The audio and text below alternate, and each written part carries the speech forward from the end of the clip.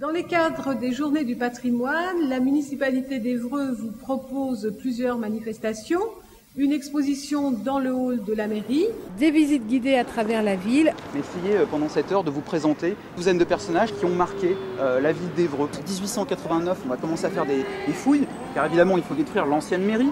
Au moment de ces fouilles, vous le savez probablement, nous avons découvert un énorme trésor gallo-romain, 340 kilos de pièces.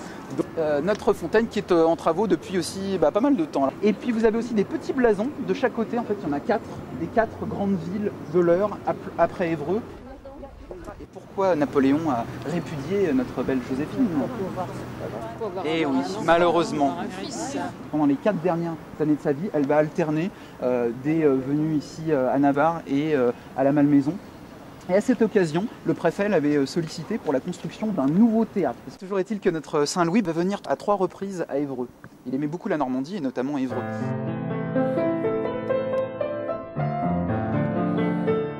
Alors il était évêque d'Évreux et en fait il est connu pour avoir été le plus jeune évêque de France. Nous sommes à l'époque de la Renaissance, donc vous avez une architecture très classique avec donc des piliers, des colonnes doriques, ioniques et corinthiens. Ce sont les différents ordres en fait des temples de l'Antiquité, puisque la Renaissance, vous savez, c'est une redécouverte de l'Antiquité. La visite était très intéressante et même si on connaît un peu Évreux, on apprend toujours des choses intéressantes. Voilà. Trop dangereux pour les montagnards et donc voilà, sa maison a fini en ruine.